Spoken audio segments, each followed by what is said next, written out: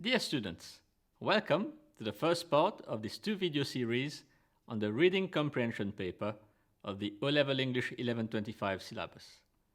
In today's program, we will look at question 1, which has questions assessing explicit location of information and implicit meaning, and question 2, the use of language question. Before I start, I recommend that you go to the following website and download the specimen papers for paper 1. This will help you to follow the program better.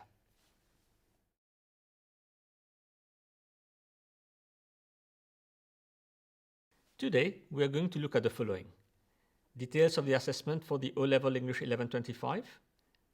Then, we'll have a closer look at the reading paper, the question types in question 1, how to deal with the use of language questions in question 2, how to deal with the summary writing task in question 3a, and finally, we'll look at question 3b on voice, opinion, and perspectives. So, the first thing I want to draw your attention to is the structure of the assessment for the O-Level English syllabus. There are 3 papers. Paper 1, Reading, which is assessed over 50 marks and lasts for 2 hours. It makes up 42.5% of the overall assessment. Then, there's paper 2, the writing paper. It is also assessed over 50 marks and makes up 42.5% of the overall assessment as well.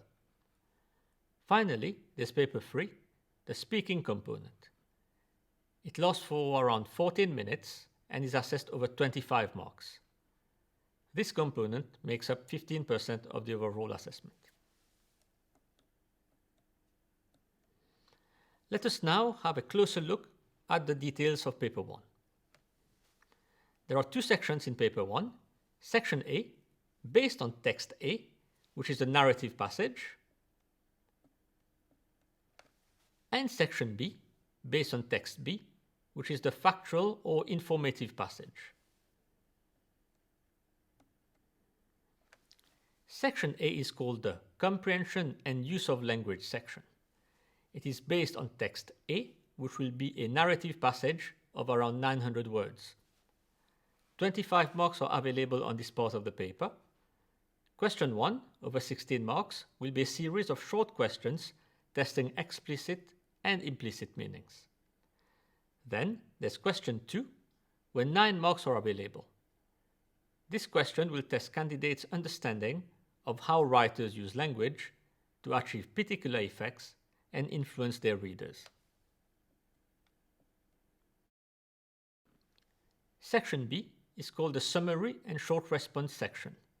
It is based on text B, which will be an informative or factual passage of 550 to 600 words. 25 marks are available on this part of the paper as well. Question 3a is the summary writing task and counts for 20 marks. Then there's question 3b. This is a short response question of 5 marks where candidates have to put themselves in the shoes of a character in the passage and show understanding of implicit meaning and attitudes expressed in the passage.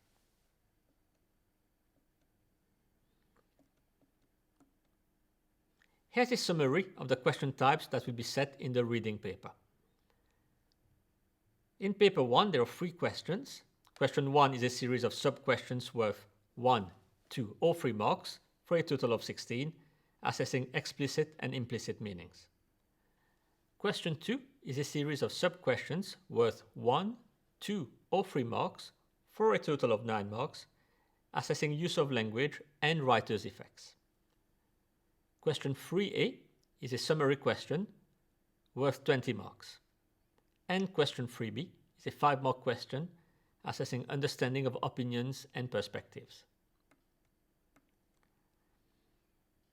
As mentioned already, in question 1, short questions are set worth 1, 2, or 3 marks.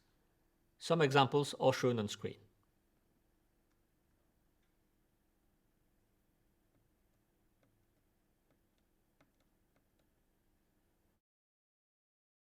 Here's some advice on how to tackle the questions set on question 1.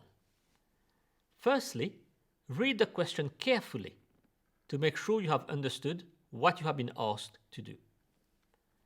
Pay attention to extra instructions such as answer in your own words or explain fully. You should also pay attention to the space given for the response and to the mark allocation. This will give you an idea of what is expected from you. If it is a 1-mark question, then a short response is expected. But if 3 marks are allocated to a question and you are given 5 lines to answer it, then you should be writing a fairly elaborate response.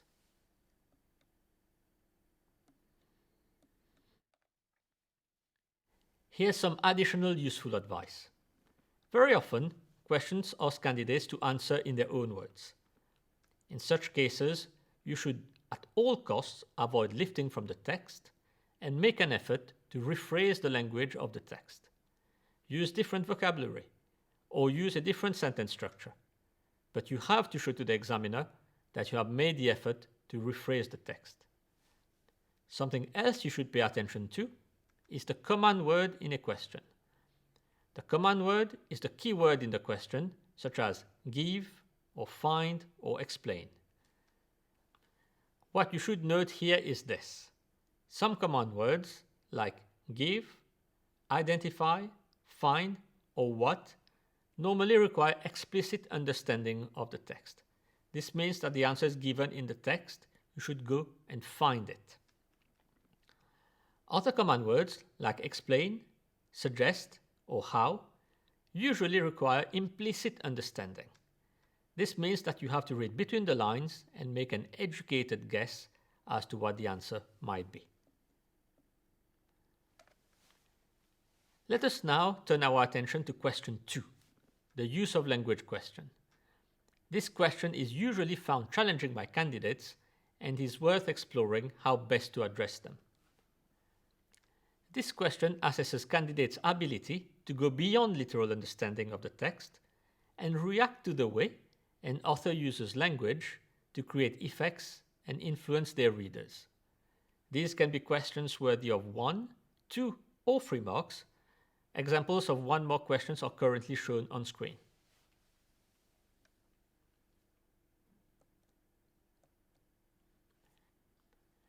And here is a 2-mark question where the candidate is asked to identify and elaborate on the effect of the word labyrinth in the text.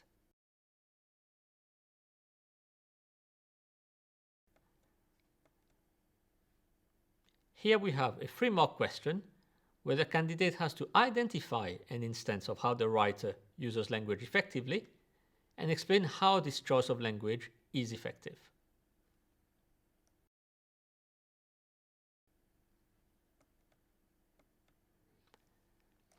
Let us now look at some sample responses and see what works and doesn't work. For 1-mark questions, a short answer is expected. However, candidates must still go beyond a literal understanding of the text and react to the language being used. In the example given, the candidate explains what the sentences mean, but does not comment about how the language used creates suspense and tension, which was the expected answer.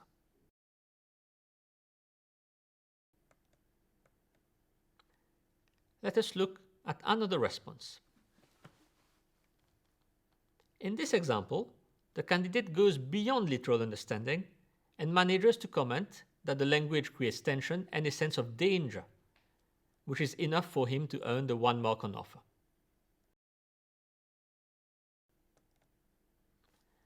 Let us now look at a 2-mark question. Here, candidates are asked about the effect of the word labyrinth. To answer it successfully, candidates need to make 2 points by offering a more developed response in the explanation of the word labyrinth as it is used in the context of the text. Here's a sample response where candidate scores only 1 mark. This candidate only earns 1 mark out of 2 because he does not develop the idea further. For 2 marks, it is not good enough to respond briefly to the question. And here's another sample response where candidate does score 2 out of 2. In this example, the candidate earns both marks because he develops his idea in greater detail. What we are trying to tell you here is it is important to look at the mark allocation to know just how much you should be writing.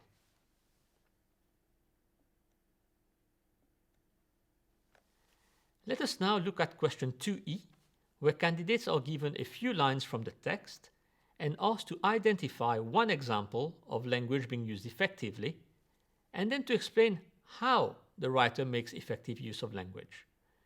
This is a 3-mark question, which suggests that some elaboration is required in your answer.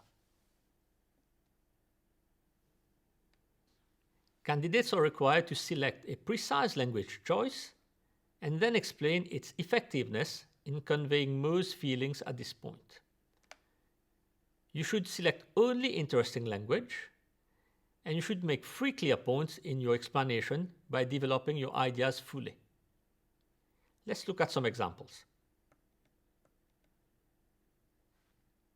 Let us now look at question 2e from section A. Question 2e. Identify one example from the text below of how the writer uses language effectively to convey Mo's feelings after Mo has lost sight of the ground.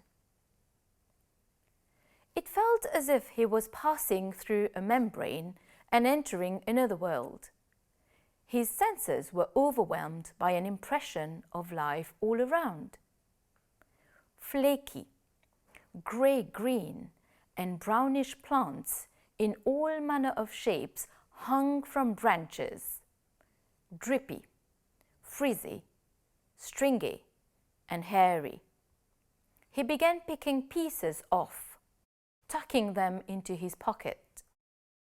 As he neared the upper surface of the redwood canopy, the lacework of branches glowed with varied shades of green, and he broke out into the sunlight. Lines 54 to 59. Explain the impression the writer creates in the example you have identified. This candidate gives entering another world as his example of effective use of language. Then his explanation is, the writer says this to show that Mo has got to the top bit of the tree and feels as though he is entering another world. Here, we have an example of a candidate who scores 0 because he only gave a literal explanation of the language used. No effort was made to explain how the language used was effective. For example, entering a new world could have suggested the idea of being born again. But no credit could be given as he only explained what entering another world meant, but did not try to suggest any effect that these words might have created.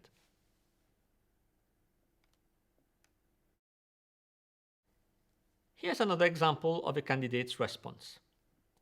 In this example, the candidate chose the lacework of branches glowed as his example of effective use of language.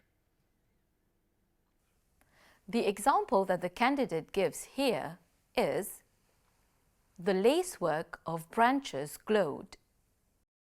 The explanation that the candidate provides is the word lacework shows how the branches looked as if they had a deliberate and intricate design which makes them sound really impressive.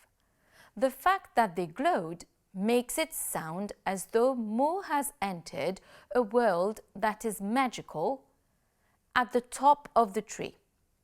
It is an effective metaphor to show Mo's achievement. In this example, therefore, the candidate chose the lacework of branches glowed as the example of effective use of language. The candidate scores the marks on offer because he goes beyond the literal meaning and explains the effect of the language used. He says that the word lacework made the branches sound impressive, and the fact that they glowed gives the impression of a magical world. This is exactly the kind of answer that is expected here. Not an explanation of what the words mean, but the effect of the words used.